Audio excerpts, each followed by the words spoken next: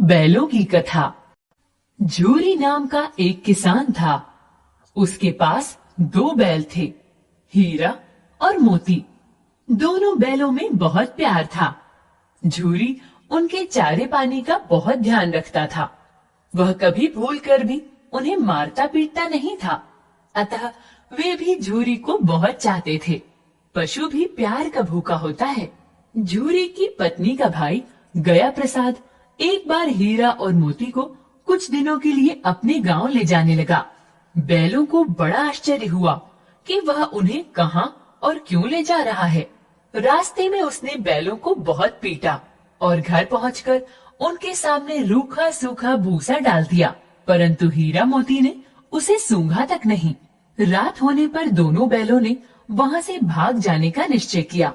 उन्होंने जोर लगाकर रस्सियां तोड़ डाली और भाग निकले। सुबह होने पर झूरी ने उन्हें थान पर खड़े देखा तो सब कुछ समझ गया।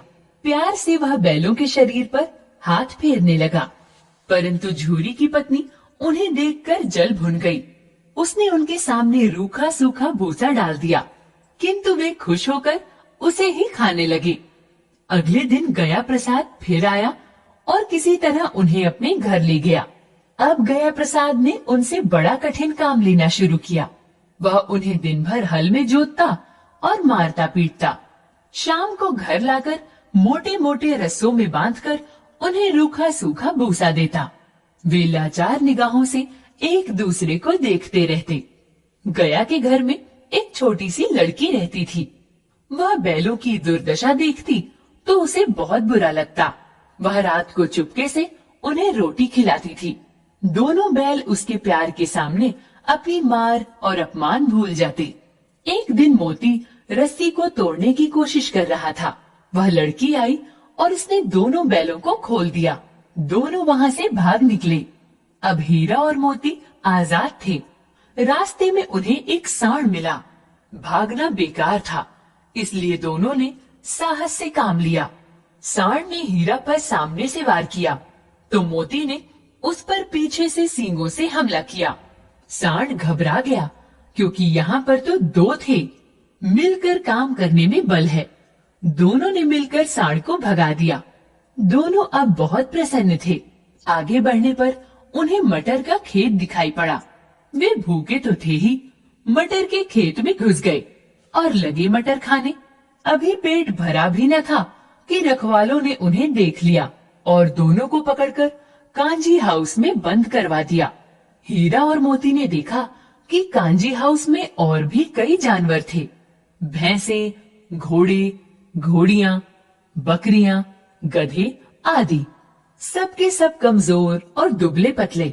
वहां न चारे का प्रबंध था न पानी का। वे दोनों बहुत पछताए कि यहाँ कहाँ आ फंसे। रात होने पर मोती ने हीरा से कहा कि अगर दीवार तोड़ दी जाए तो इस जेल से बाहर निकला जा सकता है। उसने सींगों से दीवार गिराने का प्रयास किया। जल्दी ही थोड़ी सी दीवार गिर गई तो उसका उत्साह बढ़ा। उसने और जोर से चोटें मारनी शुरू की। दीवार में रास्ता बनते ही पहले घोड़ियां भागी, फिर भैंसे और बकरियां। मोती ने गधों को भी सींग मार मार कर भगा दिया। उसने हीरा से भी भाग चलने को कहा, परंतु हीरा ने मना कर दिया। सुबह होने पर कांजी हाउस वालों ने देखा कि पूरी इमारत खाली है। उन्होंने हीरा और मोती को नीलाम कर दिया। नीलामी में सबसे ऊंची बोली बोलकर एक व्यापारी ने उन्हें खरीद लिया। फिर वह दोनों को हाँकता हुआ अपने गांव की ओर ले चला। मार खाते खाते, भूख सहते सहते हीरा मोती बहुत कमजोर हो गए थे। उनकी हड्डियां निकल आई थीं।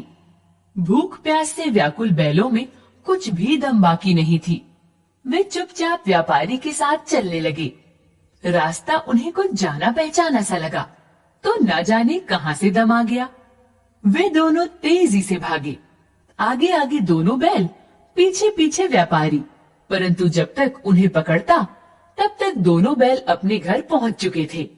बैलों को देखकर झूरी को बहुत खुशी हुई। वह उनसे लिपट गया। इतने में व्यापारी भी पीछे पीछे वहां आ पहुंचा और उन्हें मांगने लगा। मोती ने आओ देखा न ताओ, व्यापारी पर झपटा। व्यापारी जान बचाकर वहाँ से भागा। झूरी की पत्नी भी भीतर से दौड़ी दौड़ी आई। उसने दोनों बैलों के माथे चूम लिए।